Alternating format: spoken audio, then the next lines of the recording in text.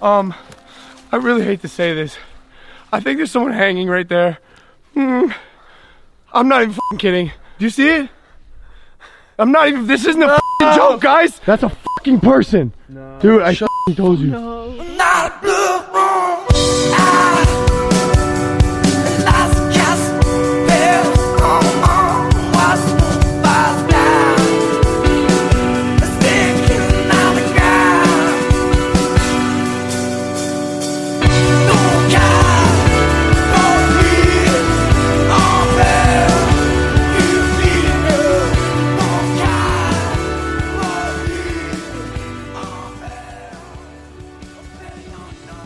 Hello everybody, welcome back to this week's episode of Two Thumbs Down Podcast. I'm Christian. I'm Luke, what's up? I'm Tyler. We all recovered from New Year's, I think.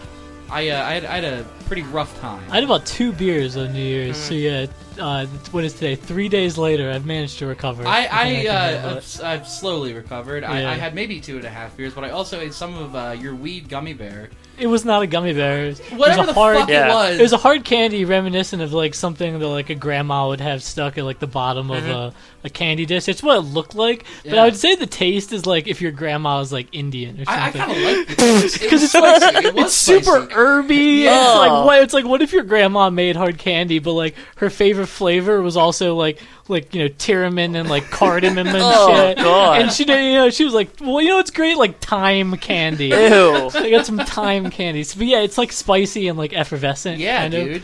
You know what? I kind of want to try You guys it. real fucked up. I was real fucking fucked up, man. Yeah? I don't remember the disaster artist. I took 2 of them yesterday. Jesus because they were stuck Christ. together, just put them in my mouth. Yeah. And I smoked yesterday, and to be honest, it was a mild buzz. I'm not envious of that. I honestly, I was point. into taking them really just because I'm getting into the taste. Yeah. And unfortunately, I'm all out now. But like, I don't know. I feel like that was homemade stuff, and I don't know if I'm ever gonna get that taste it's again. One of a kind, it's which unique. It really was like a one of a kind candy. Yeah, dude. It's like an old like Jamaican/Indian, West Indian grandma's candy that just was like something I've never tasted before. I know you never will, apparently. No, I never will. I'm all out. I'm fresh out. Gotta go back to the it. regular old way that people have been doing it for millennia. I watched just smoking the flower. High Maintenance on HBO. Anybody ever see that? It's fantastic. It's really fucking good, dude. I love that. That guy makes bank, I think, on Travelocity ads or Grubhub ads. Is that the same dude? Yeah. He does. He does like the impossible yoga stances and shit. It's the same dude, and his wife is she like writes High Maintenance with him too. It's really good. I can't wait for the 3rd season of it to come out. Yeah, I watched all of like the 6 HBO like long episodes, and then I watched the web series which is on there, and I think the web series is actually like fucking better than the actual show. Yeah. No, I've watched both of them too. Actually, I think He's I've watched all of the web series. He's a really good character, and I like the web series a little bit more because there was more interactions with the guy. Yeah. Whereas like the the elongated season was just like how he's like kind of interspersed through other people's lives. It's fucking great. Really good show. Yeah. Hell yeah. And they also get like pretty good people to do. Because like most people aren't in High Maintenance for more than like a few episodes, except for the dealer who is never named and whose name I don't even really know. It's just in the real guy, life. I think. Well, no, I mean in real life the actor. Yeah. I fucking forget, so he's not even gonna get credited on our very popular podcast. But hell yeah. Everyone else only gets a few episodes, if that, or else they just get a one-off episode. But the people who do recur, like it's like they don't recur for like no reason, right? Just to like pop up in an episode for a little bit. You get like pretty deep into their lives, and like they start to feel pretty important, despite only being in like 3 or 4 episodes. The agoraphobic gay guy that he buys pop from is a really good character and is in maybe 2 or 3 episodes. Yeah. He's in 1 episode only for a few seconds actually. But yeah, he's fantastic. And there's another. There's the couple who are just really bitchy, like bitchy New York people who probably live in like Bushwick or like Park Slope or something. They come up in a few episodes, and it gets better with every episode they're in. You gets deeper and deeper diving into them. He's always like a blank slate off of which they're reflected, because even though he is like pretty blue collar kind of guy, you don't really get too deep into like the guy's personal life. I thought that was interesting. Yeah, he just like reflects back on the the other actors and actresses in the series. He's kind of like a mirror back on them. Yeah, it's probably one of the best shows that HBO has going right now. There's not too many great ones. Have you seen Easy on Netflix? No. It's very similar, actually. It's less about... You could I mostly... that, yeah, I ignore the Netflix shows. Yeah. I always do. It's like a fucking Scarlet Letter. Literally. The Scarlet N is the same as like a Scarlet A on a show for me. I can't watch it. It means it's going to be... It was made in 40 days. From creation to the end of production.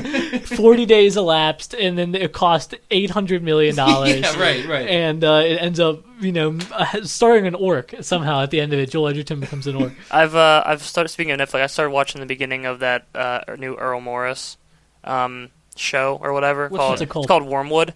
Oh, yeah, I saw that on there. Yeah, it's interesting. It like blends the real life story, and they put in like some dramatizations of this like guy's family who was like essentially killed by, not killed, but he jumped off a building in New York City because he was on LSD, because he was part of like the MK Ultra project. And he's played by Hamilton Morris. No, who did real LSD? No, he's played by Peter Skarsgaard. Oh, yeah, man. and they like blend like that dramatization, and then also the interviews with the man's son, who had talked about like how he like went to the White House to meet with President Ford, and how they apologized to him, and how like they just like was just really. It was just Would weird. you recommend watching it? Yeah, from the first couple episodes, yeah. You want to There's hear only like some 6 fun episodes. Peter Skarsgård facts? Yes, Do you know what? who his wife is?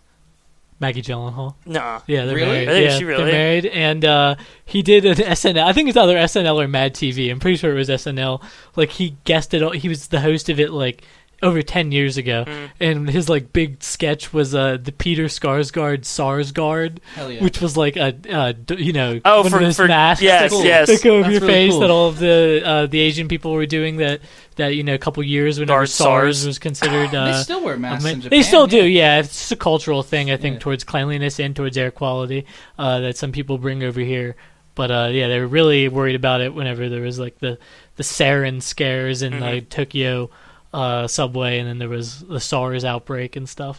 Peter Skarsgård, Sarsgaard. That's awesome. Yeah, I mean, Saturday Night Live sucks, a fat one, but like it's good to think that back then there was people in the writers' room who just could get down to brass tacks and bust out jokes like Peter Skarsgård, Sarsgaard. But no, now everything has to be different people playing.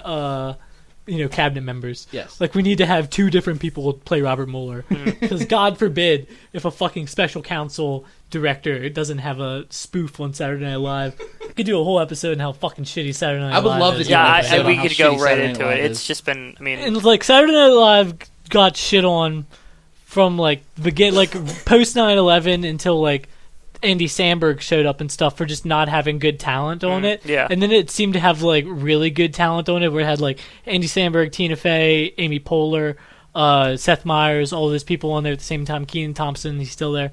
But then it got, like, completely caught up with politics to the point where, it became, like, it like cornered itself in with like the Daily Show and the Colbert Report. It's like and a stuff. parody of itself at this point. And it's hard to take any of the sketches seriously that aren't. None of them feel vital. Except the ones that are current events. Like, you're watching for the current events one, and it's like, just do a shitty side show where you're doing only the fucking politics shit, and try a little harder and try to catch a little more higher hanging fruit than just the Trump shit for every one of your jokes. No, because it's fucking weak. Oh, man. Yeah, and I'm saying this directly to Luke because he sits always across from me whenever we do these, so it always just feels like I'm condemning him. Just like lecturing.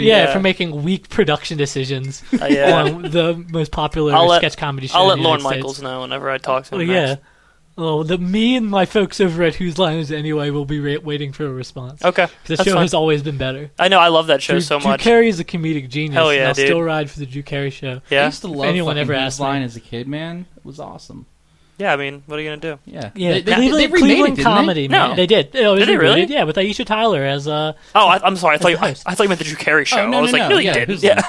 Yeah, they still call it Drew Carey show. With Aisha but Tyler. It was Ralphie May, and then he died.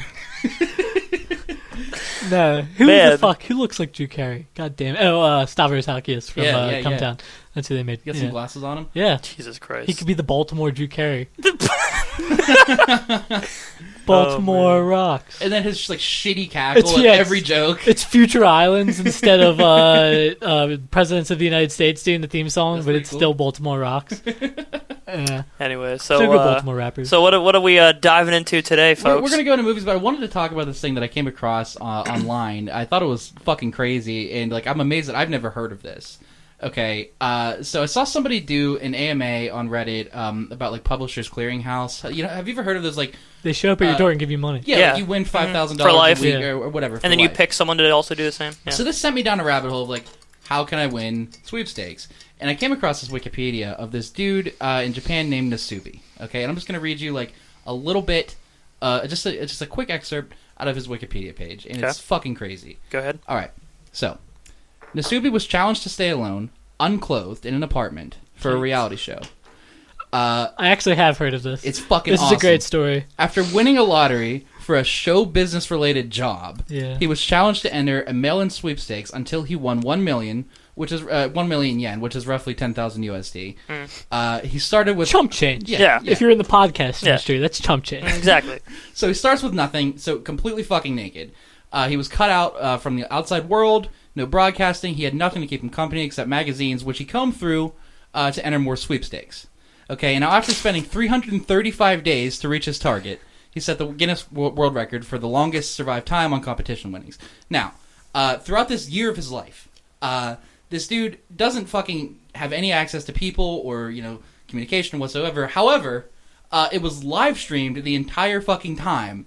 And they would broadcast it weekly, and people could just watch his naked ass, fucking sad body. It's like the Truman Show. It's fucked. And he had to like buy food with these dude. And stuff. Yeah, he won like a bag of rice. I think one of the most important things he won was like a box of like fruit drinks or something. That he was able to subsist on because he had to like win clothes and shit. Oh my god! And, there's like a second half to that. Yeah, story I'm not done. So upon reaching his goal.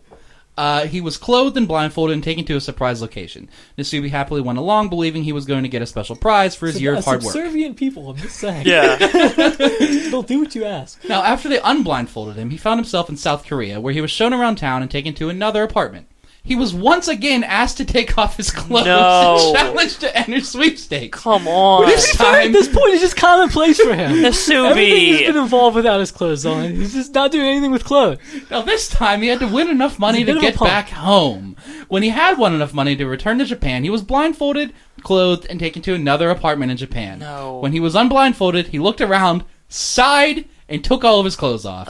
At which point, the walls of the apartment fell away to reveal that he was in a TV studio with a huge live audience. He couldn't understand it because he thought the show had not yet been broadcast. They were live streaming it. Everything. Nasubi. Fucking Nasubi. God damn it, Nasubi. So what did he do? I don't know, man. I think he went into some like C-class fame. Committed honoraboo sueraboo and just man, in a certain forest. Yeah. Yeah. Good God. Maybe his story comes into play later. It's definitely going Death to. Death wasn't for nothing. Oh, man. But yeah, I mean, I think he kind of became a mildly successful comedian, and all of it was for nothing.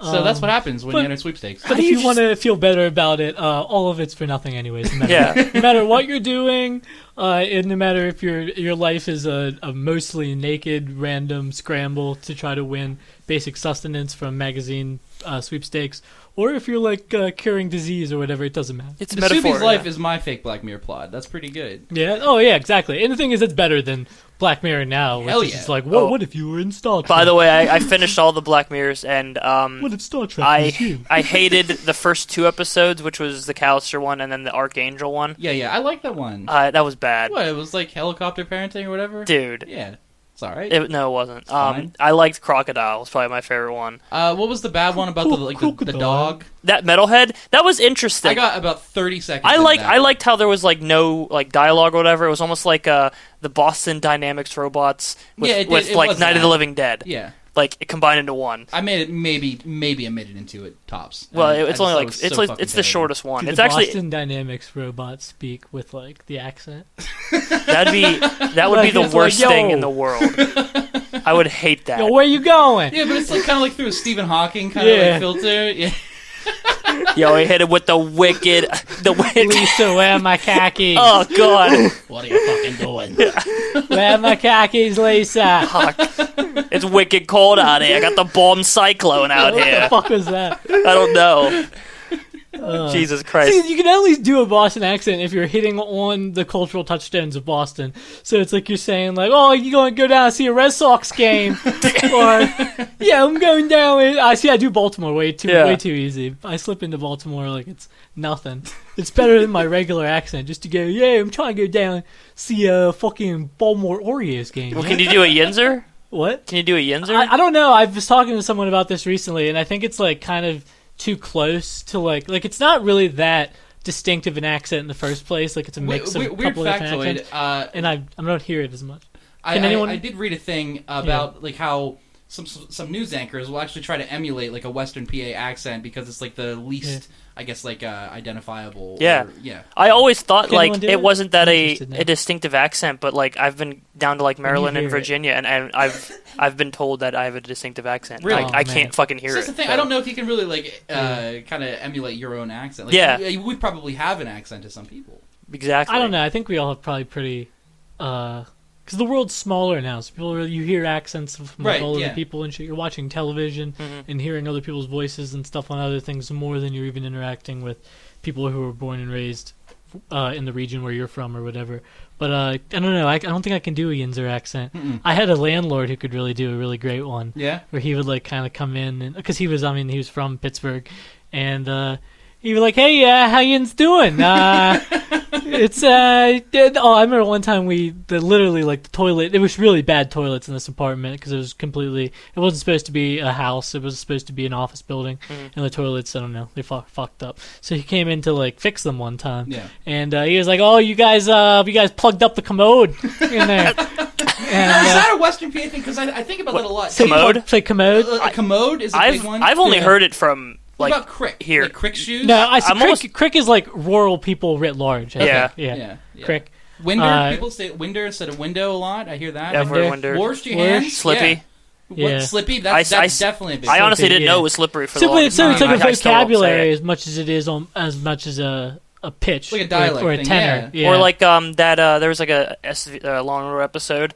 I don't know if I told you this, where like they found out the woman was from Western PA and she was a killer because she said she was like a maid in their house and she used the word "red up your room." Hell yeah, dude. And like they and that's how like Vincent D'Onofrio caught her because she used "red up your I room." catch myself saying that all the time. I know, me too. I gotta read up around We here. Yeah. gotta wash up. You gotta wash up the. See, I go in. I still feel like it's the same as like my Philadelphia accent. Yeah. right? Going down to the Like, south side. Yeah, you Fuck, can that go wasn't a down good the one. south side. And it's like Going hey, to Debbie, I'm Primanti's. going up to John Eagle later on. Up there. Yeah, I'm going up there to John Eagle later on.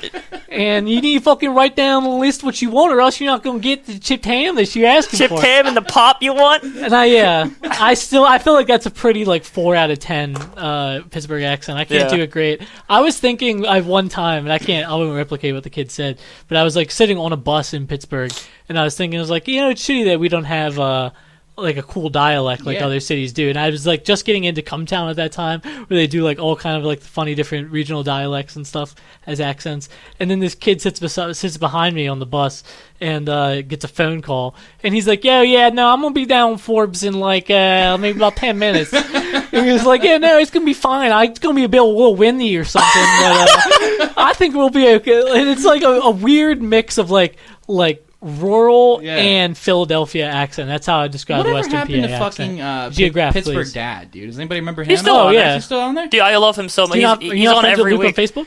Yeah, he's on every week. Yeah? like for like the games of the week. Like Okay. he'll do like a weekly episode. Yeah. But yeah, that's a pretty good, I guess, like description Didn't of a you Yinzer. guys do like a Pittsburgh Dad contest or something in high school? Was that you? No, it was college. Okay. Yeah, we got on. Did you? That's cool. Yeah. That's real cool. It's pretty. He does a pretty good bad. one. He does a good Yeah. accent. It's like the best. Yeah.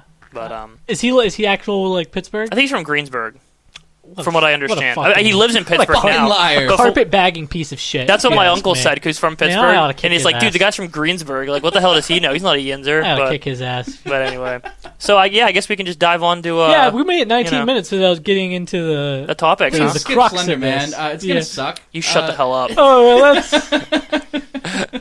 start at the Shut top. your goddamn mouth. Let's All start right. at the top. Okay, so we've seen the trailer. We've all seen the trailer. We also saw the poster. I thought the poster was pretty cool. For What, Slenderman? Slenderman? Yeah, dude, I thought the poster I didn't was actually alright. see the poster. It looks pretty neat. Yeah, the Yeah. poster looks okay. Hold on. Yeah, I'll look it this up. is supposed to come out May 18th, 2018. It's directed by Sylvian White. Do you know The Weeknd? Like The yeah, artist? yeah. Well, when's Infinity War? May 4th. May 4th. Okay, So, it's 2 not weeks going up after. against that. No. Yeah, I don't know any of the fucking stars or any of the cast in it. I feel like this is incredibly a low budget. It movie. looks like VOD. It Yeah. looks fucking. I thought You it know would what, be, actually. it'll probably make exponents on itself. Which is in terms the... of money The back. Marble Hornets dudes actually put together like a Slender Man thing, and then it got out of their hands like in production, and it turned out like terrible. I liked it, though. I mean, yeah, at times. Like, Yeah. I liked the beginning. That whole project was so cool. Marble Yeah. Hornets. Yeah. Yeah. Oh yeah. I'm talking about the actual movie that they put out. What is that? movie? They worked on a Slender Man like actual film. But it did, Oh, really? did it get Oh, any not release? not a YouTube thing, like Oh, an actual fucking. I just movie. thought the Marble Hornets was like their Slenderman project. No, it's like that's like the name of their project. Yeah. It's like those dudes like actually worked on like a feature. Well, length. I know someone actually put together every episode of Marble Yeah, Hornets. it's good. I I'll like do it. Marble Hornets. Yeah, I know. I enjoyed it. It used to scare the hell out of me. Yeah. In fucking, But are freshman we in year. agreement that this is the first feature film star Slenderman? Or to be about Slenderman? Yeah, it's not a probably, yeah. documentary? All right. Yeah, It doesn't look most like it's yeah. going to be... They're trying to be very ambitious. I feel like they realize that they've missed a boat here. Or maybe there was no boat really to get on with Dude, Slenderman. are you kidding me? Fucking Slenderman was like a big goddamn deal. Like, Yeah, it was. A while Yeah, ago. I mean, was. for us, but I mean, I feel like maybe now we've aged out of it, and that's why we don't feel like That's true. particularly yeah, maybe worried it's about more it. prevalent. Yeah, or less. I feel like maybe it was never particularly prevalent at all. It was just a creepypasta. And if you don't, I mean, like, I wonder how many people have played like Slender, even like Yeah, that game. I feel like that game might have a wider reach than even the Slenderman creepypasta. That's true. It has. It definitely yeah. has. That's the even crazier thing. Like, it was a creepypasta. Well, what was it? It was a Photoshop contest. Yeah, That's how it all started. I forget the name of Yeah. the fucking guy who did it. But it all started off of that, and then it got posted around on the export on 4chan. And now look And, at it. yeah, It's going to well, be a then it fucking blows really bad, shitty horror movie. It blows up again because this girl kills another girl. Hell I yeah. believe. Yeah, there was in a there was weird- 3 girls total. Yeah. Yeah, something like that. I really don't remember that whole story, but they made a documentary about it. Pretty good. Yeah, One of them just got- So that gets it in the news with normies. That's how Yeah. that's how parents know it. But none of them are going to go. And maybe that's why they're cashing in now. None of them are going to go see this. No, no. Yeah. Nor will this probably even be in theaters if you think about it.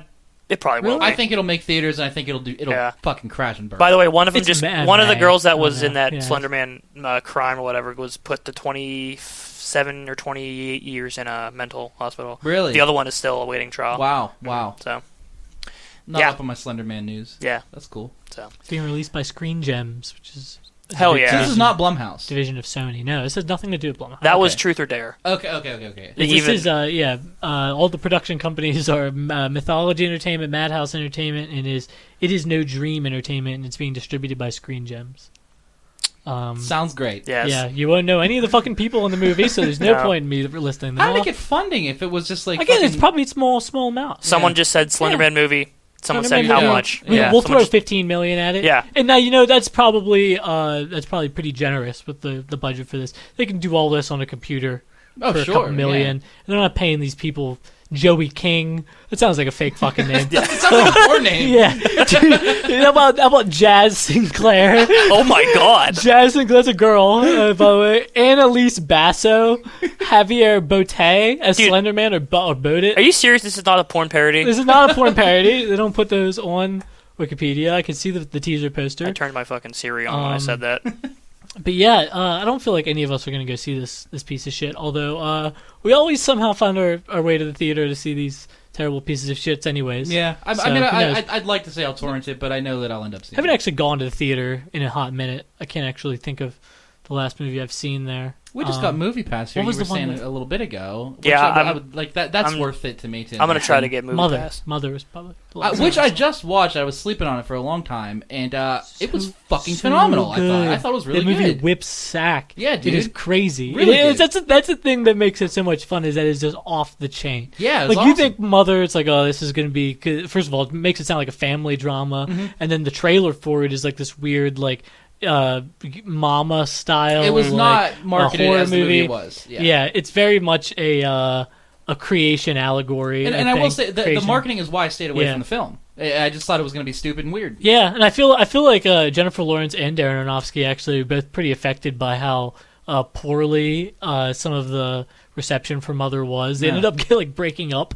Well, no, she stopped acting. Yeah, she hasn't acted. He said he doesn't even watch movies right now. He only watches like cartoons right now.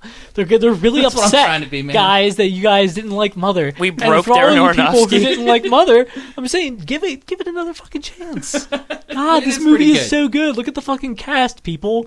You got Jennifer Lawrence. So what? She's not always that great. This is the best performance she's ever gave. You got Javier Bardem. His head's fucking huge. He's got a giant goddamn head, one of the biggest you've ever seen on screen, and he's great in this movie. He's fantastic. Ed Harris should win the Best Supporting Actor Oscar for this movie. He's going to be the most underrated, I think, acting performance that I've seen. He is so not really creepy, but just menacing. Yeah, menacing and just intimidating at the same time. Michelle Pfeiffer is fantastic in this movie. Domhnall Gleeson with his little... The brothers Gleeson. The brothers Gleeson. Fantastic in this movie as basically a Cain and Abel allegory. And then you just have an absolute insane, chaotic last half an hour that is the third act up there with the wild. best thing you'll see on screen. That movie really takes a this 180. year. So a big 180. Go see Mother, and whenever it comes out, folks, don't see Slender Man. Don't go see fucking Slender Man. Go see Mother on May 18th, 2018. Yeah, come to us if you want to listen to Slender Man, because we're gonna have to be the masochists that are taking the bullet, and we'll see it. What's fucking war movies, man? Okay, okay, man, come on. And it's not, so that might sound like, oh, well, why the fuck were you talking about war movies? We saw a trailer recently for a film to be released, and this one's going to be released much sooner than Slender Man. What, so next this is week? Something that you have to worry about, imminently. It's going to be in your lives soon. And 12 Strong, fully known as 12 Strong, the declassified true story of the Horse Soldiers, is set to be released in just 2 weeks, January 19th, 2018. Can't wait. It's directed... Shut the fuck up. It's directed by Nikolai, I'm going to say Fuselage. Sure. It looks like fuselage. Yeah, he's not even American. This is this guy's first movie. He did He did principal photography, and I don't say principal photography. He was on assignment as a photographer in the Kosovo War. He's Danish, so he's probably a war criminal, to be honest. This man was probably conspiring on the side of Serbs, and he's making American war movies. They're probably killing Bosniaks and stuff, and now he's over here and he's making movies about a strong greater race that are killing unfortunate mountain Muslims, which is what he saw in Kosovo. So I guess that's why they put him on this. You got to shoot with what you know. You know what I'm saying? Yeah, it's based on a book by some poor idiot named Doug Stanton called Horse Soldiers.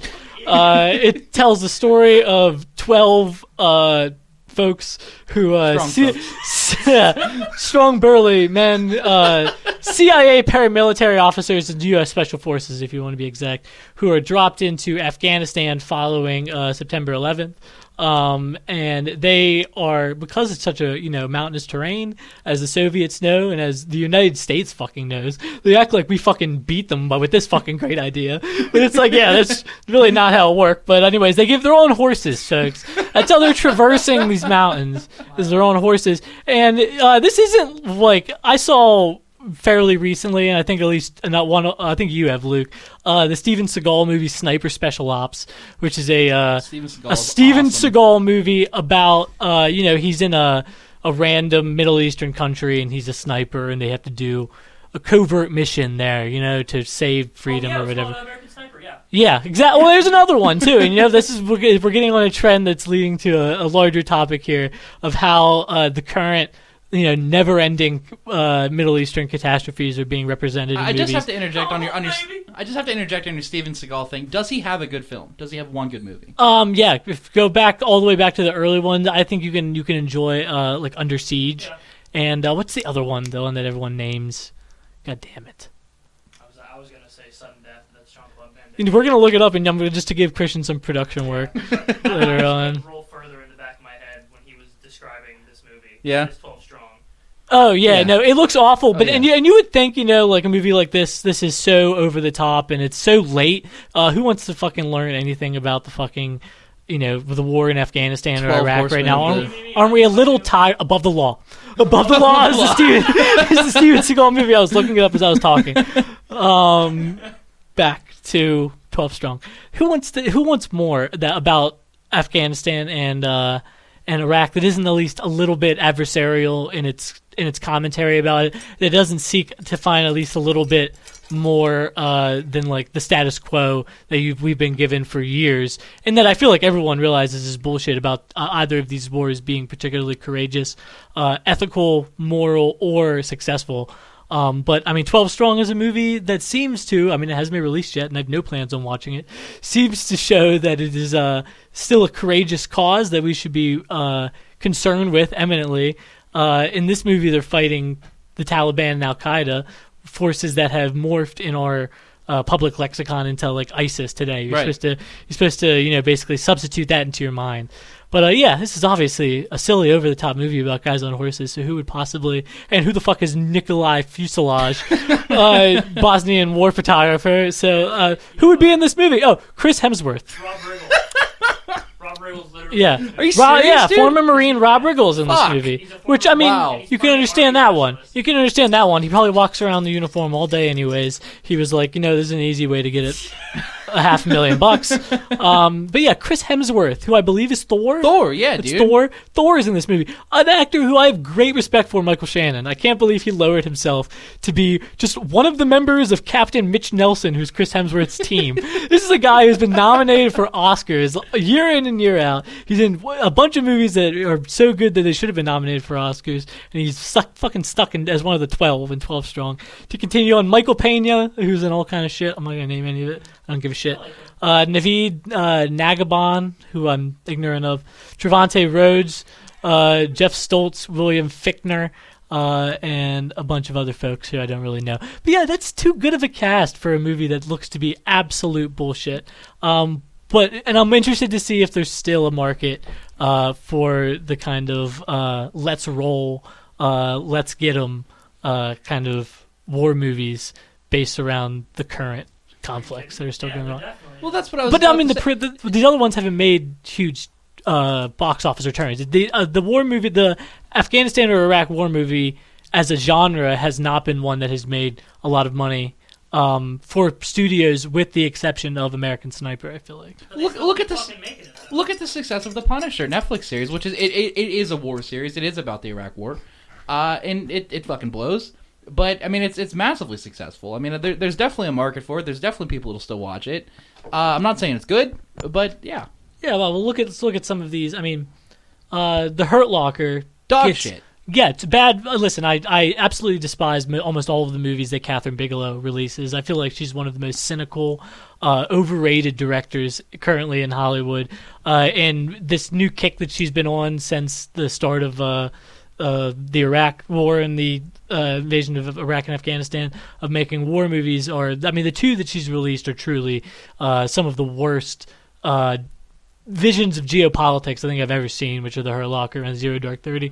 I truly thought Zero Dark 30 was 100 times worse than the Hurt Locker. Yeah, it absolutely is. The Hurt Locker is first of all just really boring. Yeah. I think one of the most annoying sound designs I've ever had in a movie. I understand the idea of having be quiet and then having things pop like explosions and stuff, but you end up sitting through large periods of silence, and then like you just like wake up your dog and shit because there's random gunshots going off. Right. But I mean, this is a movie that had every bit of free publicity that could possibly happen thrown upon it, and it still didn't get to $50 million in the box office. Zero Dark 30, which is an even more cynical bullshit, and even later on, political thriller released by Catherine Bigelow and also written by Mark Bowl, who wrote Hurt Locker too. This one comes out in 2012, and it comes out in the wake of the death of Osama bin Laden, 2011, and just features gratuitous scenes of torture that seem to be vindicated by the eventual death of bin Laden. The entire movie is shot in fucking almost complete pitch black. Yeah. It in visual terms is as annoying as Hurt Locker is in audio terms, where it's just like takes it completely overboard. And I just fucking can't stand it. I've actually seen both of these movies, unfortunately. Both of them, of course, covered in nominations or wins for awards. Zero Dark 30 is probably the lesser of the two in terms of critical acclaim, and it still was nominated for Best Picture, Best Actress, Best Original Screenplay, Best Editing, and won for Best Sound Editing, if you can believe. It's like they're just trying to piss me off. This movie actually got $132 million at the box office. This movie also almost 3 hours long. Fucking come on. What did The Hurt Locker get besides Best Picture? Got a ton of shit, dude. Yeah, let me see here. Really putting me on the... that's great, Luke. You're just throwing me out there. So we got it 1 in 6. It was nominated in 9 categories, 1 in 6. Picture, director, original screenplay, sound editing, sound mixing, and film editing. It lost Best Actor to Crazy Heart. Jeremy Renner was up for that for Hurt Locker. Best Original Score to Up, and Best Cinematography to Avatar. Ooh, crazy year for the fucking Oscars. Wasn't it the year where there was 12 Best Picture nominees with District 9, Inglourious Basterds, 10. Hurt Locker? 10 Yeah. is the most they do. Although in recent years they haven't even done all 10. I don't know. They won't ever do ones less than 5. I don't think. But I mean, these aren't the only movies that have been released about the wars in Iraq and Afghanistan either. Movies that have absolutely failed completely. Brian De Palma released one in 2007 called Redacted. That exactly, people are giving me eyes and shaking their heads right now because no one saw Redacted. That was a sequel to Scarface. Yeah, exactly. Earl Morris. There's a couple documentaries that became pretty famous. Restrepo and Taxi to the Dark Side, as well as Earl Morris's Standard Operating Procedure. Those all came out within 3 years of each other. 2010, 2008, and 2007. I saw one in college in a film class. It was oh my god, it was a really popular one where it essentially exposed the war. Wasn't necessarily glorifying it. Is this a Zeitgeist, documentary? I think it's or? called. It wasn't Zeitgeist. It was fucking, god damn it. Fahrenheit. But I mean, look at 9/11. in movies like In the Valley of Elah, which I think is very good with Tommy Lee Jones. The Messenger with Woody Harrelson, which I also think is very good. These are movies that were almost completely ignored. Green Zone with Matt Damon, who we'll be talking about later, was pretty much ignored. Stop Loss did not make money any in of this theaters. shit, dude. Yeah, these are all movies that came out while we're still in the heat of it. Some of it still Bush era, some of it barely Obama era. But right around the election, and I feel like it really culminates in American Sniper in 2014, which again is a cynical piece of trash, Pile of garbage movie. about someone who Jesse the Body Ventura recently called American Liar at Chris Kyle. But I don't need to go through the biography of Chris Kyle. I'm sure most people know what it is, and I'm sure anyone who's interested in American Sniper has already seen it, but it was the highest-grossing film of 2014, $350 million, the highest-grossing war movie of all time, and Clint Eastwood's highest-grossing film to date. It only cost $60 million to make. Dirty Wars. Dirty Wars, Jeremy Scahill, fantastic documentary. Jeremy Scahill and Glenn Greenwald's media group, I guess you could call it, or media conjunction, the Intercept, which is run out of Brazil and New York City, is probably one of the most important media sources right now for actual legit reporting, and the podcast that Jeremy Scahill does, Intercepted, is awesome as well. But yeah, I don't know. Can you think, or does anyone presume that there can be an interesting movie still out there about the wars in Iraq or Afghanistan, or maybe any particular? I was gonna say Jarhead, but that's Gulf War. But I guess I was thinking. I mean, yeah. Wasn't it Gyllenhaal? Was he in that? Yeah, Gyllenhaal's in that. I'm talking about movies in the future. Let's say. Because it's not over. It's There's very still people. rare. There's still people. There's still people there. There's still. I still feel like there's a lot. There's mostly common. Most of the conceptions that the American public has about those conflicts are distorted hugely and not really grounded in history or fact. And I feel like movies are at least partially responsible for that. Declassified stories like this that they're gonna make into a movie. Well, that's what I mean. I think it's very rare for a studio to put out a big budget, war action film that isn't imperialist, war propaganda nonsense. And I'd like to see one from kind of the other side of it. I think that would do well. Like Jarhead.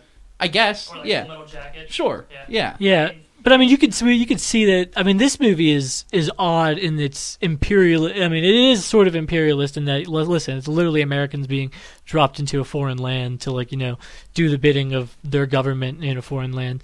but it's much more of like a.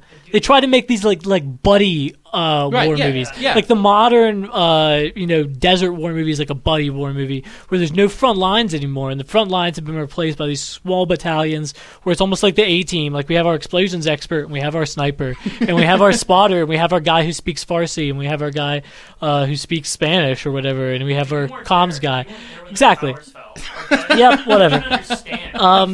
But that is sort of what it seems like nowadays. It's like the same, but I mean that feels so much because these wars are smaller and in a way pettier than the wars of movies past, like Vietnam and in World War II, which are the other two major wars that really get memorialized in American cinema very much. Which Luke, you really like Dunkirk? Do you want to talk about Dunkirk? Yeah, I really liked it. I mean, Tell me why. I know you guys thought it was kind of boring, but I don't know. I'm kind of a huge. I pride myself in being like a history buff. So like war movies like Dunkirk and Saving Private Ryan and Fury. Yeah, in terms of war movies, they're probably my favorite. I don't really like any of those. But I think Dunkirk was just so good because like when you talk about sound for fucking Hurt Locker, like the sound in Dunkirk. I thought the sound was phenomenal. I agree there. It was a character in and of itself. Sure. And yeah, I mean, the story, the evacuation of Dunkirk seems kind of like boring. Mm-hmm. Yeah. It's like when you're looking at like Saving Private Ryan, when there's as they say, getting his head blown off in the first 10 seconds. There's probably no gore in Dunkirk whatsoever. They say in the end of the movie, even the one guy reads Churchill's speech that he gave to Parliament about Dunkirk, where it's something along the lines of wars aren't won on evacuations or something like that. And people, they're worried that the British society is actually going to be feel negatively against them for having to evacuate and kind of escape back to Britain. But yeah, what else were you saying about it? I mean, I just like even like the cinematography. Like Christopher Nolan is, I think he's like a really good director. Like when he uses stuff like so practically and non CGI. Yeah. Like I think that this movie, like, I guess like. You're not. I mean, I'm in a small camp thinking it sucked. Yeah, it was like a huge like middle finger to his haters of like something like Interstellar, where it was like.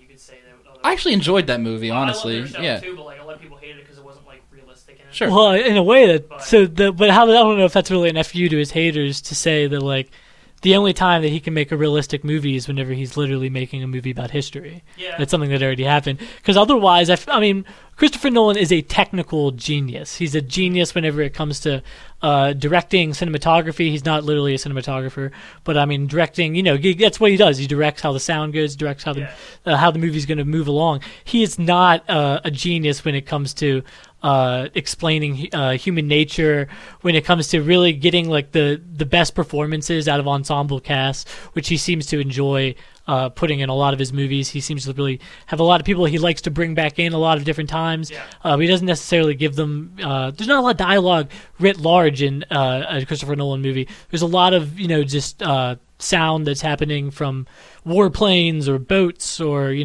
sirens or things like that. And I mean, the Dunkirk to me is it just feels a very incomprehensible. I feel like there hasn't been too many movies made about this before because it's such like an offshoot kind of story from World War II that it doesn't feel comprehensive of the war in and of itself. So this movie is a World War II movie, but it doesn't tell a much larger story of World War II whatsoever. And you could say that largely in that it doesn't feature the enemy on screen at all. Even there's an end part where Tom Hardy is taken prisoner, but I think all you see is some gun barrels maybe coming towards him. I think that's the point because it's not really about the war. Well, that was my counterpoint to what you were saying. The backdrop and literally every plot, everything that moves in the plot's about the war. It is, but it isn't. So what's he going to say? What is it about the courage and heroism? Because that is in a way what World War II movies are supposed to be about. You're supposed to be awed by the size and the scope of the plan, the larger plan that worked. And we're supposed to be, because it is the last war that I feel like a lot of people can truly unanimously feel was morally and ethically just and necessary. Sure. Vietnam was anti-communist crusade. North Korea was very similar, or Korea was very similar to that. And they largely veered into genocides. Then you have the 70s, 80s, and 90s are filled with kind of Cold Wars and The real bad Rocky movie. Yeah, and then you have Yeah. shitty covert ops and stuff in like South America and Central America that we don't want to remember, and then we get plunged into very unpopular wars now in the Middle East. But this is the last movie we can feel triumphant and glorified about, in that like this is like the triumph of human nature over evil, which isn't really depicted though. So you just have human nature against its own accident. I guess just thought because tonally it was Dunkirk is a fucking failure. mess. Dunkirk, the idea of the military strategy was a failure, and that's how they get stuck on this beach. So it's like the idea of making this a heroic kind of story or courageous kind of story seems odd and not emblematic of the war. I mean, but you could also overall. say like the courageousness falls on the citizens that helped them out. You know what I mean? Like, Yeah, but then so why shoehorn them into like a fourth of the movie? Yeah. Why not make the story about the little boats of That's what I'm little trying to boats of say for like England? 10 minutes. It's like fucking. There's Mark Rylance' so story many and stuff. characters in this film. There's so much happening in the film, and I wish they would have just zeroed in on like whether it was like the family on the boat. And it would, like, it just made that the movie. Yeah. But there was so much happening in the film that it was really very difficult for it to tell like a cohesive narrative, and like this is what happened, this is why it happened, and this is what people did to get there. There are tons and tons of cuts in this movie. Where Yes. it's constantly you're cutting between the story with Harry Styles and the other young British troops, and then you're cutting to the little boats story with Mark Rylance and Cillian Murphy, Yeah. I believe, and a few other guys. Is Ty Sheridan one of them too? Is he the kid who gets his head hit? Yeah. Okay, yeah. And then you're cutting to like Kenneth Branagh, and you're cutting to you keep cutting around to these different stories, and nothing's really happening. It's like you're just waiting for then the opportunity to leave the island, or not the island, but the coast, and go across the strait. And it's like, all right, well, what? There's nothing big that we're going to see then here. There's no big battle. And I don't want to say that like that makes it unimportant historically, but it makes it uninteresting thematically. Yes. And yeah, I feel like this feels like one of the smaller in scope Nolan movies, and that's weird for a World War II movie, which is literally one of the most large scope historical events that is ever depicted on film. So I'm not necessarily saying it's a bad movie. I just found it to be like kind of like a sleepy underwhelming. watch. It's underwhelming, honestly, which is rare from Nolan, in that when I don't normally like modern Nolan movies, but I'm normally surprised by how over the top and ridiculous they are. Like the third Batman movie just veers into ridiculous, insane stories and too many villains and too many characters overall. Yeah. And then you get into what's the Interstellar, which has a kind of absurd, Swiss cheese plot, and some weird acting choices in that movie. And but so every time that he has mistakes, though, it's like he overshot the mark, and now he's like, well, I'm going to try to do something intimate. And it doesn't feel just particularly interesting. And I feel like the most interesting character is the character in terms of the action, because he doesn't say that much, is Tom Hardy, whose face is 80% covered. His voice is muffled. For half the movie, he's cut off from communication, so he doesn't really talk to anyone else. And so, I mean, like, you're just dealing with, like, what's interesting about... Well, I mean, it's probably the greatest depiction of a gunner... fighter pilot that I've ever seen physically, like in the way that it's shot, in the way that just the way his attention to detail is fantastic. But the movie just doesn't go anywhere. And all it goes is the 80 miles or whatever across the strait, and that's it, and it's over. All that said, and I do agree with the majority of what you said. I think it will do very well at award season. Yeah, and I mean, it'll do what Mad Max did, and that will be take all the production. Yeah, it could very well win. Yeah. $525 million so far worldwide. So there's still a market. I mean, that is worldwide, because this is also really big in the United Kingdom. It just came out in 4K. Yeah. I mean, they just put out a Blu-ray of it. Like, I mean, it's still making money. It's interesting in that the United Kingdom was definitely probably the biggest movie of the United Kingdom's year, because this is a movie about them pretty much. There's almost I don't believe there's any American characters in this. No. Yeah. I mean, that makes sense. It's also France and the Netherlands had pretty sizable audiences I think for he it. actually filmed it at Dunkirk. Oh, really? If I'm not mistaken. Okay. Well, they got a big old beach there. They got a big old beach you can use. Pretty interesting. Yeah. I mean, it was noted for historical accuracy too, which I can understand from Nolan because he's such an attention to detail guy. And I've heard people kind of jokingly levy the accusation of maybe he's a little spectrumy at him before because he has such a razor focus on how the sound should happen and how the visuals should happen. But at the end, he doesn't really seem to get like what makes people. What makes movies lasting and like important to people, and what makes them kind of thrilling is like what it stirs in you emotionally or what it reveals to you about human nature. And his movies rarely do that, and this one doesn't. I always say this about Nolan, but I feel like Memento is a goddamn masterpiece. Yeah, and I mean that seems like ages ago now. Yeah. And it was ages ago. Basically, it's almost 20 years probably. Was it 1999, something like that? At least 2000. But yeah. Yeah, the way that it was able to tell us like a cohesive story, which is kind of like my big complaint about Dunkirk, even like backwards. That was awesome. And like I wish he would do something a little more creative in that regard. But that's what he was trying to do with Dunkirk. Yeah. It was such a non-linear story. He was also trying to like make them at least meet up at the same time, which some of them they did and some of them they didn't. But I don't know. I still liked it. No, that's okay. But that's just fine. Another note about how World War II movies are the idea is glory for the Allies and recognizing evil and not letting it happen again. Some other ones that will follow that exact plot, Saving Private Ryan, Inglourious Bastards is like that. It's such an obvious good versus evil. You're literally justified in doing anything you want. Letters from Iwo Jima. That's the Pacific Theater. But then what is it? What's the other one that Clint Eastwood did? He did Letters from Iwo Jima, Flags of Our Fathers, Das Boot, Enemy at the Gates, Patton. The Pianist, The Thin Red Line, they all follow that pretty much same kind of thing. Yeah, Pearl Harbor, Empire of the Sun, and the United States loves its Pacific theater movies too, which is surprising. I usually see a lot more European theater movies from other countries, but the United States definitely is the main main exporter of those. Fury, Tora Tora Tora. Little movie called Dunkirk. I don't know. We'll have to talk about that someday. That just came out with Andrew Garfield. That's World War One. Fucking hate Andrew Garfield. Isn't it Hacksaw Ridge? Hacksaw Ridge? Hacksaw Ridge World War II. It was in the Pacific. Hacksaw Ridge World War II. All right. He was Desmond, whatever the fuck. He was a pacifist. I should have watched that. For that. I thought that was World War One. Like one of so. The grossest scenes in the movie where fucking people still say that. Dude takes some guy gets blown apart and he's holding this dude's torso and he uses it as a meat shield. Yeah. To fucking run the battle. And Vince Vaughn is who I just watched Brawl in Cell Block 99, and I really enjoyed it. I did. I thought that it was shot kind of strangely. The lighting was really fucked up.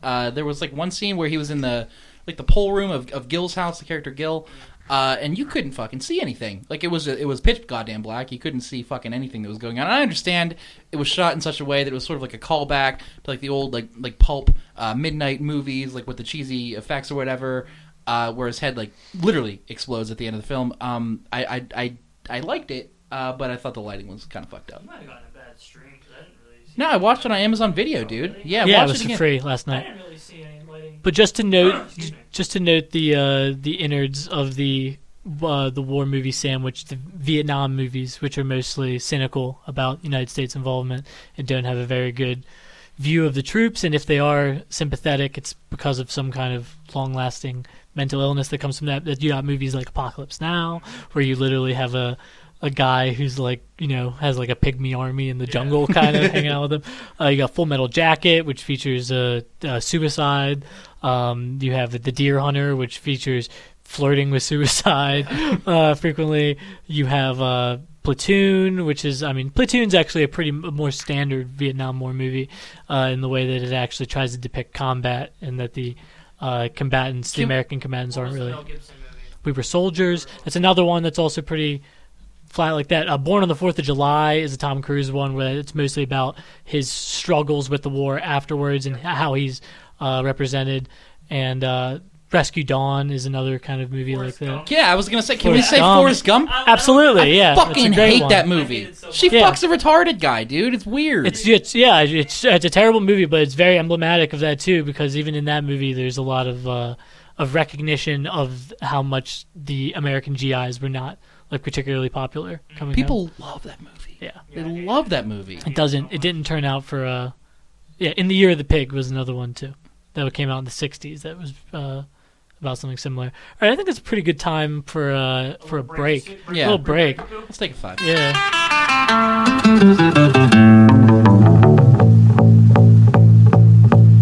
Picture this, I'm a bag of dicks, put me to your lips, I am sick, I will punch a baby bear in his shit, give me lip, I'ma send you to the yard, get a stick, make a switch, I can end the conversation real quick. I am crack, I ain't lying, kick a lion in this crack, I'm the shit, I will fall off in your crib, take a shit, hit your mama on the booty, kick your dog, fuck your bitch, that boy dressed up like he sat on and took pictures with your kids. We the best, we will cut a frowny face in your chest, little wench, I'm unmentionably fresh, I'm a mensch. Get correct, I will walk into a court while it wrecks, screaming, yes, I am guilty, motherfuckers, I am death. Hey, you wanna hear a good joke? Nobody speak, nobody get choked. 2, 1. Hello, okay, we're back. No more war movies. I think we covered that pretty extensively. Never need to do it again. We pretty much... You never Covered need them to all. listen to any other podcast who has a segment on it because that was it. That was comprehensive. Yeah. Yeah. Oh, pioneers. Fucking, I did just see that the new Cloverfield movie just got pushed back. Any comments on that, Luke? The God particle. Yeah, dude. That's unfortunate. Who cares? I care. Okay, I fucking feel cares. Like now that they push it back for a third time, it's gonna be VOD. Yeah. Like, fucking, the first Good. Cloverfield is, like, one of my favorite fucking movies, and not so much for the movie, the ARG is fucking phenomenal. Like the game that was around the movie at the time, and the second one, I if you can even call it like a sequel to the movie 10 Cloverfield Lane, it was okay. I thought it sucked. The last 10 minutes was fucking bullshit. It was horrible, and I would like to see what's gonna come out, but knowing that it got fucking pushed back from Jigsaw, then it got dumped to January, which is just where everything goes to die, and now it's going up kind of against Infinity War. I think it's going to go in the shit can. That's all there's to say about it. What's I feel like a neophyte here. What's Infinity War?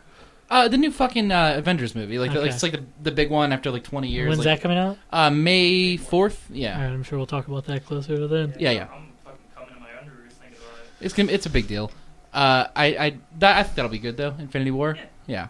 Not a chance, folks. I did see that they changed the title of the second one. It's not Infinity War Part 2 anymore. Yeah, it's just Avengers 4. Yeah, so Because they said that it would ruin the plot of the first Avengers. my theory, honestly, is if they knew it was like if like the mass knew it was like a 2-part thing, a lot of people would probably just wait till it's on Netflix and then fucking go to the theater for number 2. They had some, I don't want to say previous knowledge, but they might have known that they were going to do a Fox Marvel deal. Okay. And the second part is going to deal with that somehow. Maybe. Interesting. Yeah. Love those monopolies within the. Yeah, but at least you get a comic crazy book world. multiverse. Yeah. Oh yeah. So There's a famous forum post that goes around on Twitter sometimes making fun of like the ever connected multiverses Yes. of all these different cultural products, and it's this someone probably some kind of developmental difficulties posting on a forum, and he's like, "Well, it's my birthday, and you know what that means." All of my favorite characters from every television show, movie, video game, comic book, anime, manga, blah, blah, blah, all show up for one huge party. And it's like, post who you think should show up below. And it's like the saddest post ever. That's what multiverses feel like to me. Is just like, oh, what if all of my favorite friends showed up for one big party? That's Ready Player One. Have you guys ever seen the Patton Oswalt monologue on from like a deleted scene on Parks and Rec where he talks for like 15 minutes and does like a filibuster at the city council meeting? Yeah, I've heard about that. Star Wars. It's fucking really but I funny, haven't seen it. actually. It's really good, yeah. That's enough of fucking Cloverfield. Nobody cares except me. Logan Paul, everybody does care about. Logang. Go ahead, give me a summary. Luke is so incensed. He's so outraged. Give me a rundown of by what it. happened. Yeah, So- try to keep it I'll fair and contain balanced. my rage. Try to keep it fair and balanced. So, Fuckhead, in his infinite wisdom, Come on now. decided to make a suicide awareness video. Yeah. And he did that by going to the suicide forest in Japan, which he's not really a pioneer in doing that. Yeah. Like, people do it all the time. Yeah, it's a There's tourist. There's a Vice documentary. It's a tourist thing. It's not, but It is. People go there. Okay. It's just a forest, and people know that Yeah, people it's a commit forest, suicide but there. like that, okay, anyway. People go. So he decided to, make a video about suicide awareness and stuff like that and go into it. And he also did it in a weird way where it's like, I mean, if you knew that you were doing a suicide awareness video, speaking of which, did any of you see the video? Yeah, I've seen it. No, I did not. But like, if you were doing a suicide awareness video, I think that you would treat it with such like respect and dignity. Like a delicate. Okay. But like the thing is, before he even did that, he started wearing that stupid fucking green hat. Hilarious. So funny. Okay, let me just ask one question. So funny. Did he, whenever he started filming, expect to come across a dead body? Was he like, so it's an accident that he comes across someone dead? All right, then honestly, people need to calm the fuck down. Well, people are mad because he was laughing at the dead body. When I saw the video, he was also touching it. I took he was it talking to it like he was like. I took his laughing as like an uncomfortable reaction to seeing like a person hanged. Yeah.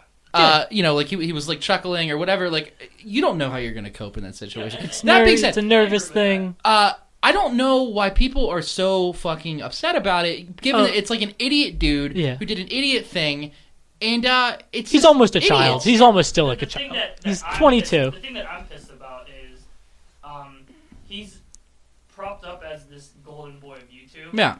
And the fact that they essentially didn't really do anything about it.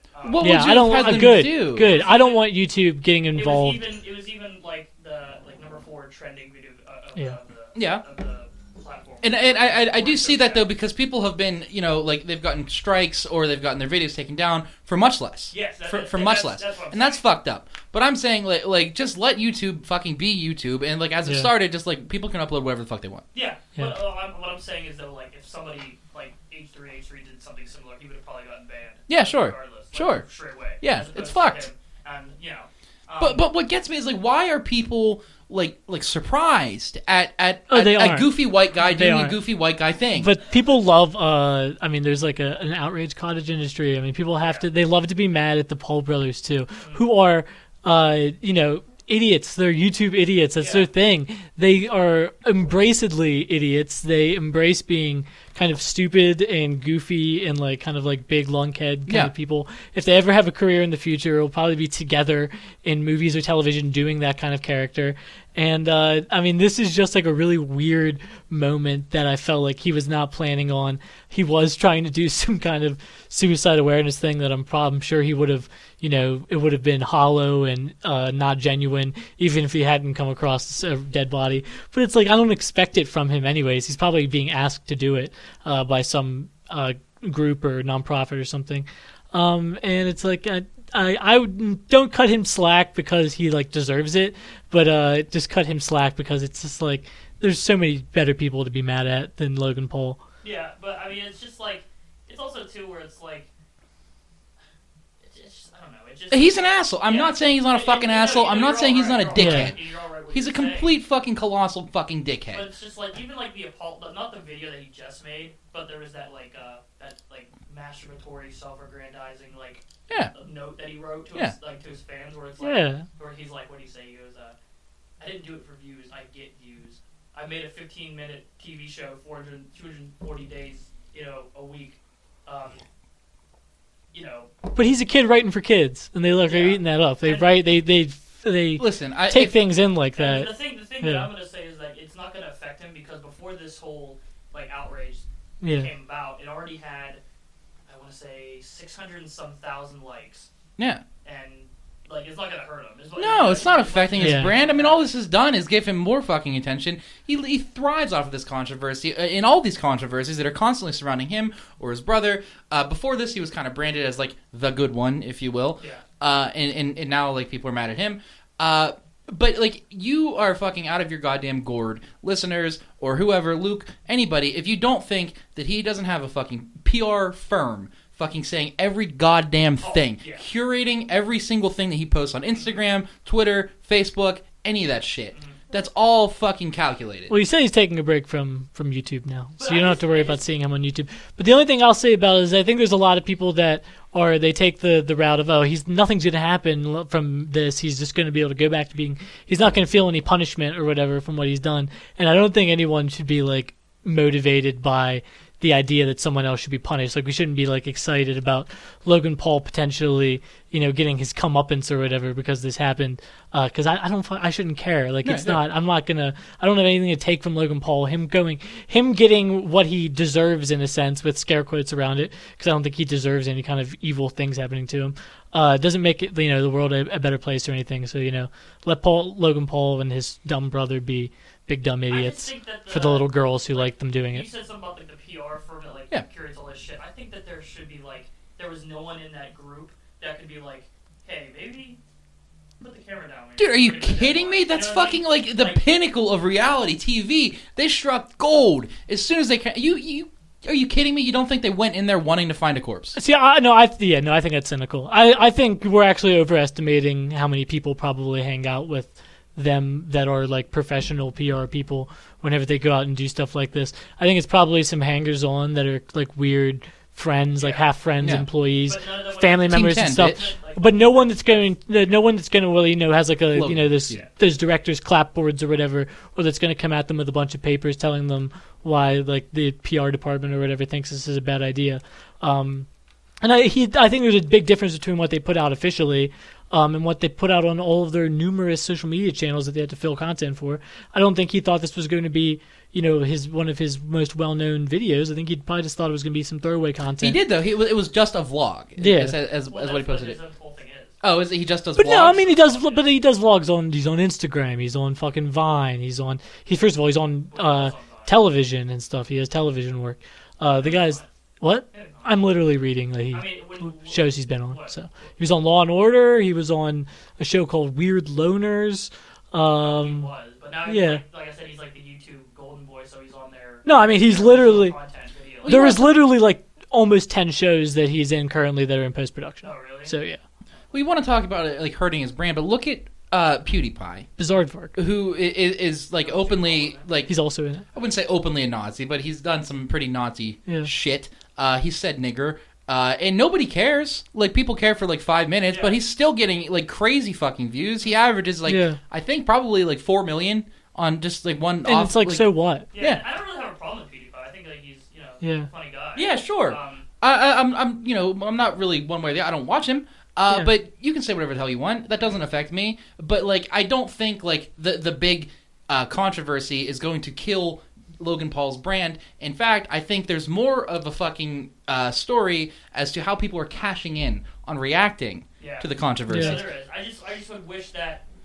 I would hope that he learns from being. Think he will? Kind of Yeah, I mean, to be honest, it's mostly an accident what happened. I feel like a lot of it can be explained away by the circumstances, but I feel like he is going to be more isolated, I guess. He'll try to keep a tighter circle, and he'll have less private moments of himself filmed, which is what eventually happens to all people in the public eye over the years, and then they end up becoming some kind of pseudo hermit or something, because a J.D. Salinger type, because they've, especially people who spent a large part of their young lives in the public eye, like Michael Jackson, who end up later in life just cloistering themselves because they get incredibly tired of having their day-to-day lives picked apart. What kind of longevity does Jake Paul or Logan Paul actually have as a brand? Because I don't think this is going to go on for another 5 years, 10 years. I would honestly, though, with the amount of following that they both have, I would say it's going to go on for a while. I don't know exactly how long. But if they do, they could become television or movie actors pretty easily. I'm sure people would find roles for them. They could get into. They could shoot really small. They could do go back to where they're from or whatever, and become from Ohio, and they could become local celebrities. They're sitting on money right now. They made themselves lots of money doing some stupid bullshit but we have no idea what the content landscape will look like in a decade, and what you will need to do in order to make money and become a wealthy content creator. Look at the Jackass guys, like Knoxville and Bam Margera, who also got their fame from doing stupid bullshit. It's hilarious, but stupid bullshit. And even Steve-O still, despite him cleaning up, is still doing stupid bullshit and raking in millions of views. I don't think that'll ever go away. I'm just saying I don't think these guys have a lasting fucking thing, because it's going to come to a point when his 10-year-old fans are no longer 10 years old and they realize, like, this guy's a fucking asshole. He's annoying. Well, I'd like to think that too, but I think you might underestimate those fans. Yeah? Yeah. Even if they are 10 years old. I mean, they'll switch their content to a aging demographic, just the way Star Wars does, just the way all of that shit does, to whatever is the age they become at this era. That's what the Paul brothers will eventually do. But we have talked about the Paul brothers for far too long. We're giving them exactly what they want, which is some free airtime on our incredibly popular broadcast. Can we all agree that the hat was really funny, though? Yeah, no, listen, this is probably the coolest thing he's ever done. This is what I was saying earlier. This is probably the coolest thing that Logan Paul has ever done. Almost all of the things that he and his brother normally do are just the stupidest, corniest, dumb bullshit. And this has been the one time that I felt like I need to come to his defense. So congratulations, Logan Paul. You've got one more fan than the Low Gang, I believe, Team 10, if that's your thing. I don't know if it's just your brother's thing. But fan for life, because you pissed off all of the right people who are people who get paid to be mad online. Yeah. That was a good take. All right, yeah. What else, man? Matt Damon? That's next on my list. Yeah. Okay, so he's good. I read an article today on The Ringer, Bill Simmons' current website that he has, which I normally don't read anymore, but I used to peruse quite a bit. But it's by Rob Harvilla, who used to write about music for Spin before that became online only, and it cut down all of its writers and everything. But anyways, he was just saying how it's like Matt Damon's in a bit of a situation right now where it seems like he might no longer really be a movie star when you consider or like the A-list movie star that we always thought I think he would be until he retired. He would just ride off into the sunset whenever he was 70 after years of successes. But his recent movies that have come out, The Great Wall, Downsizing, those two have horrible reviews. The Great Wall was considered, even offensive to some people. Downsizing was an Alexander Payne, or is an Alexander Payne, drama comedy, sci-fi kind of thing about people becoming smaller to live, to deal with population overgrowth, which has been received really badly and has flopped really badly at the box office. Yeah. He was just in the last Jason Bourne movie, trying to revive that character. I said in a previous podcast how we have talked about this movie worst more than I've ever movie, thought about the Jason Bourne series in my life. Probably the worst fucking movie of 2017. The Jason Bourne series has given at least probably 30 minutes of airtime on here, and I've probably thought about it for maybe 15 minutes total. He was also He was also in Suburbicon, which was bad. It stunk. It made very little money, and that was Coen Brothers and George Clooney. And in the article, Rob Harvilla kind of ties it into, first of all, what I think is at least 50% of the concoction here, which is that Matt Damon is just a rather boring and undynamic actor, and it worked whenever he was like young and attractive, and he was friends with very talented people like Ben Affleck. But now that he has to make his distinctions on his own, he's kind of failing to do that in his late 40s. How long till he gets like super fat, do you think? I think a while. I think Matt Damon, first of all, he's very rich, so it's quite easy to stay thin if you're pretty rich. But I also don't think that he has. He probably takes pride in his appearance. But I don't think this is exclusive. This phenomenon is exclusive to Matt Damon. I think there's like a kind of generation of untouchable Oscar trap actors who are all kind of losing face at the same time. And Harvilla kind of ties the fall of Matt Damon into his comments around the Harvey Weinstein thing, where he was kind of dismissive of male actors' roles and outing sexual abusers within the industry. But I think if you look at like Clooney and Brad Pitt and a few of these other guys, I don't know, can you think of other people along? Ben Affleck's a really good one. Guys who just like, I feel like their time as leading men is kind of over. I feel like people don't want to see them in movies as leading men anymore. A lot of them they're not incredibly dynamic. They're just kind of neutral. That's a good point. And they seem a little milquetoast in old age. Brad Pitt especially used to be very like live wire and chaotic in his movies, and now he's become much more mild-mannered. Every time I see one of these dudes, I just fucking sigh. And my eyes Jake Gyllenhaal so far is another one. into the back of my head. Yeah.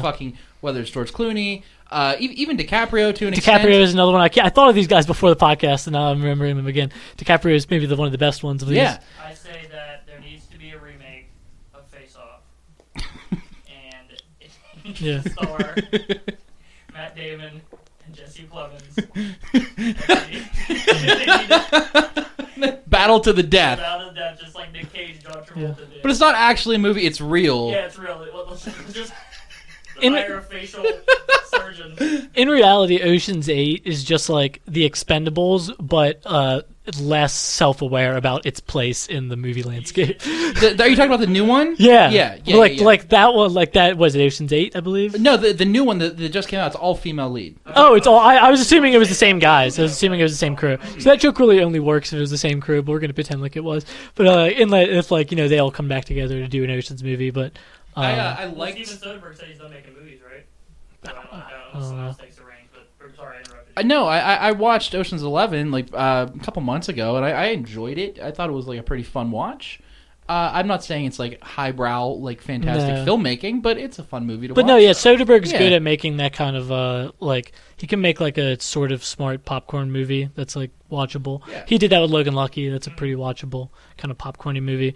One of the last things, does anyone want to talk about Coachella at all? Yeah. They do it, by the way, I don't know if people realize this now, they do it 6 days a year. They do it 2 times. So it's like the people that play on Friday, April 13th, also play on April 20th. The ones that play on Saturday, April 14th, play on the 21st. And the ones that play on Sunday, the 15th, also play on the 22nd. Now, this has happened for a few years now, and I've known that some of them don't always play both weekends, too. They just can't do it, but they don't list that on the poster. For Coachella or for for Coachella, yeah, it's because they make so much fucking money. Yeah. The promoters who do it.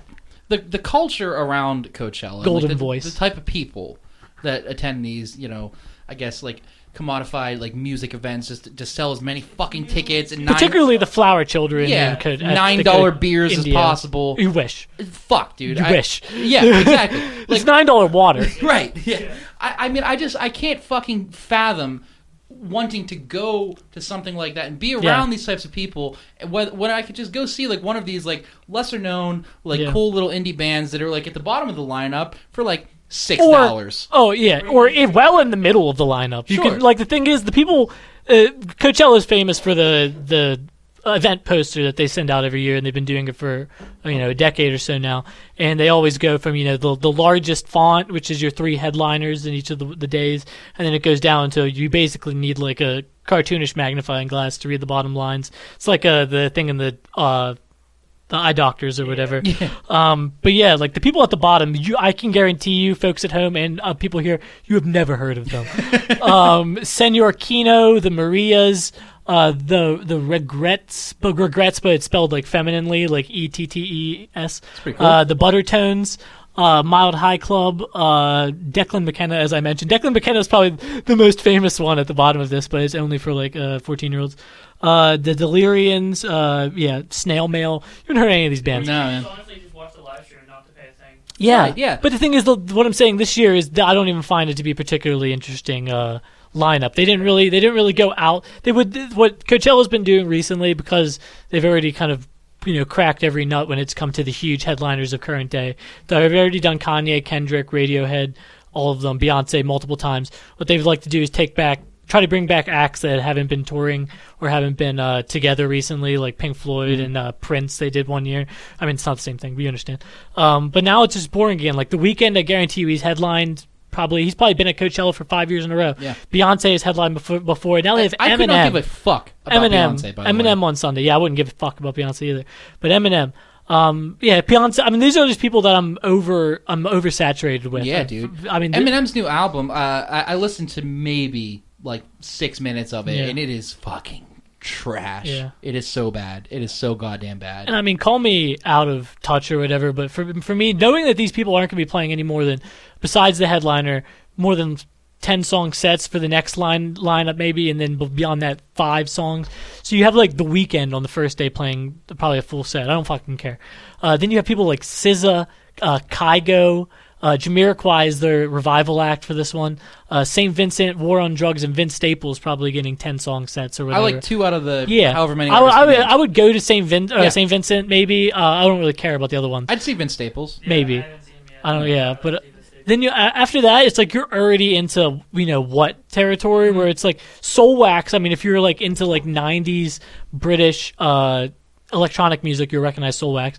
But Jean-Michel Jarre, Daniel Caesar, Kaylee Uchis, the Los Angeles Azules, and Dioro Masio Plex. Like, I don't know who these people are. Have you ever seen that fucking, I think it was a Late Show skit where he went around and was like asking people like at Coachella, like, oh, are you excited to see? And he would just like make up a band and they'd be like, hell yeah, I can't wait, and it's just like, it's just so fucking nonsensical. Yeah. Like these bands, and it's like fine, like it's cool if you're into like obscure music, but I'm not gonna pay $400 to see it. And like you said, you could watch the live stream, but you're also missing out on the wonderful Diet Burning Man experience that is the Coachella culture. Yeah. But and it's really weird too, because if you are a fan of like one of these lower bands, and like I recognize Japanese Breakfast on Sunday, they're one of the lower listed small font bands. If you're a fan of Japanese Breakfast, go fucking to a Japanese Breakfast show and see them play 12 to 15 songs. Don't go at like an intimate small venue and see them play on an oversized stage in front of 15 people. Play 6 songs if they're lucky. If you're a fan of Dej Loaf, go to one of her concerts. Hell yeah, I fucking forgot about Dej Don't go Loaf. here to go see her play 5 songs. Yeah, dude. Same thing with Fiddler. These are some people that are on like the lower parts of the poster. Jesse Ware, Brockhampton. It's all the kids of the rage with the Brockhamptons. Fuck Brockhampton. I don't give a shit. Flatbush Zombies. They're getting lower and lower on these. They are. They were at the top. Like, that's another thing that's funny to look at. Is your font getting bigger or is it getting smaller? And Flatbush Zombies are already getting fairly into like I have to drop the bifocal onto the ridge of the nose to read Flatbush Zombies. Yeah, they're now surrounded by people like ex-Japan, Django, and some Japanese shit I can't read. Yeah. Like the OCs, you remember the OCs, the San Francisco punk band? They're now down to just OCs, and they're getting small. The OCs used to be like, first line below headliner, giving them 12 songs or whatever. Because they used to, what's that, Ty? Oh, fuck, dude. What's his name, man? He might not even be the guy from them, but I think it is. It's like that like San Francisco psych rock, garage rocks. Ty Segall, yeah. He might be in the OCs. He's not. It's John Dwyer, but they're like the same kind of guy. But yeah, the OCs are now like down to like you can hardly read their fucking name on here either. That's funny as hell. Yeah, 100 Waters. It's another band that really didn't make it very long. There's a Marley brother, Skip Marley. He's on here. Bleachers, which contains Lana Dunham's boyfriend, husband, maybe. Oh, yeah. What's his name? I don't fucking know. The Neighborhood, which are one of those Instagram chic bands. Chromeo, which are Wow.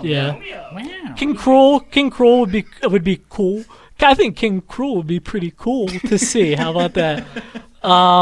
French Montana, I wouldn't mind seeing. Fiddler. Listen to this lineup, and out of Portugal the Man is the third band on Sunday. Christ.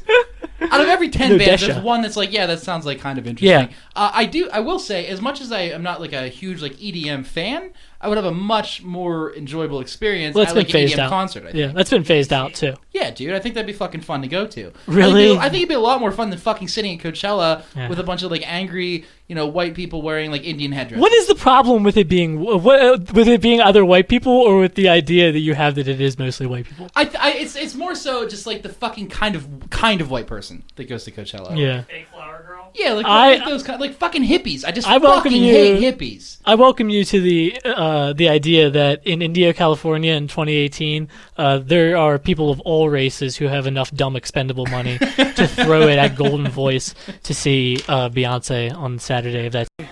I really hate to say this. I think there's someone hanging right there. I'm not even fucking kidding. Do you see it?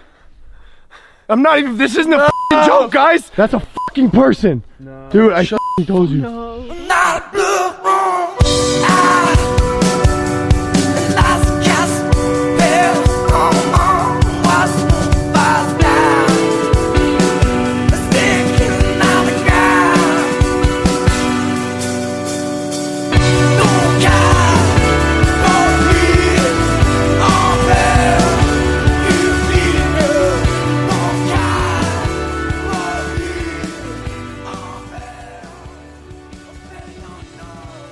Hello, everybody. Welcome back to this week's episode of Two Thumbs Down Podcast. I'm Christian. I'm Luke. What's up? I'm Tyler.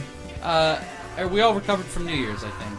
I had a pretty rough time. I had about 2 beers on New Year's, so yeah. What is today? 3 days later, I've managed to recover. I've slowly recovered. Yeah. I had maybe 2.5 beers, but I also ate some of your weed gummy bear. It was not a gummy bear. Whatever the fuck it was. It was a hard candy reminiscent of like something that like a grandma would have stuck at like the bottom of a candy dish. It's what it looked like, but I would say the taste is like if your grandma was like Indian or something. I kind of liked it. Because it's spicy. like it's super herby. Yeah. It's like what if your grandma made hard candy, but like her favorite flavor was also like tiramine and like cardamom and shit. God. And she was like, well, it's great like thyme candy. Ew. I got some thyme candies, but yeah, it's like spicy and like effervescent. Yeah, kind dude. Of. You know what? I kind of want to God, try you guys it. real fucked up. I was real fucking fucked up, man. Yeah? I don't remember the disaster artist. I took 2 of them yesterday. Jesus because they were stuck Christ. together. Just put them in my mouth. Yeah. And I smoked yesterday, and to be honest, it was a mild buzz. I'm not envious of that. I don't honestly, wanna get to that I was point. into taking them really just because I'm getting into the taste. Yeah. And unfortunately, I'm all out now. But like, I don't know. I feel like that was homemade stuff, and I don't know if I'm ever gonna get that taste it's again. one of a kind. It's Which unique. it really was like a one of a kind candy. Yeah, dude. It's like an old like Jamaican / Indian, West Indian grandma's candy that just was like something I've never tasted before.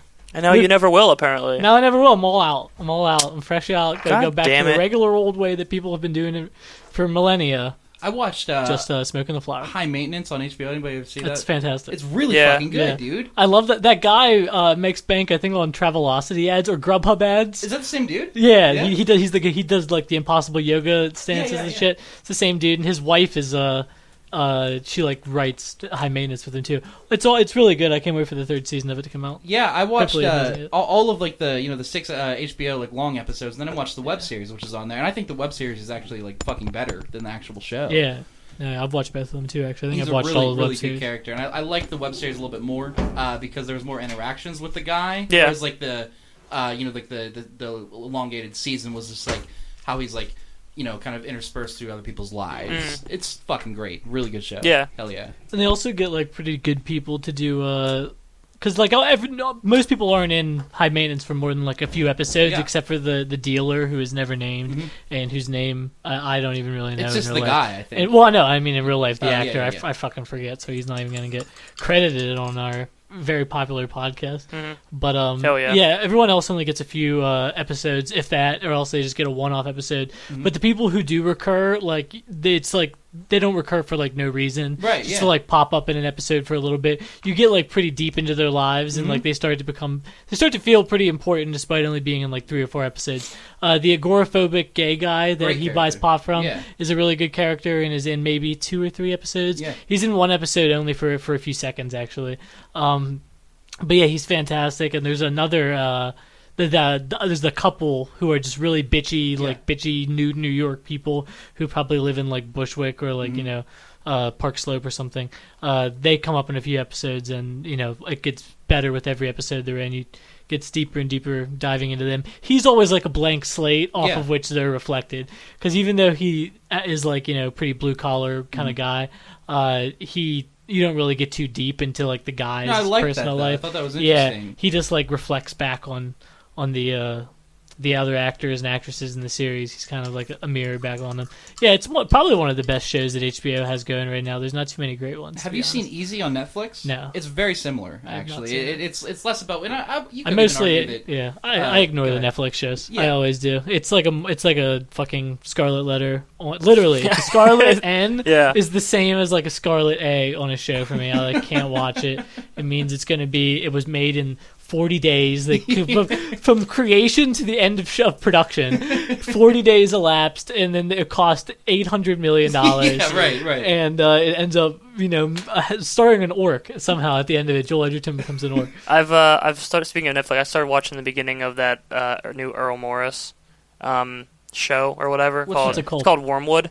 Oh, yeah, I saw it on there. Yeah, it's interesting. It like blends the real life story, and they put in like some dramatizations of this like guy's family who was like essentially killed by, not killed, but he jumped off a building in New York City because he was on LSD because he was part of like the MK Ultra project. And he's played by Hamilton Morris. No, who did real LSD? No, he's played by Peter Skarsgaard. Oh, yeah, man. and they like blend like that dramatization and then also the interviews with the man's son who talked about like how he like went to the White House to meet with President Ford and how they apologized to him and how like they just like was just really.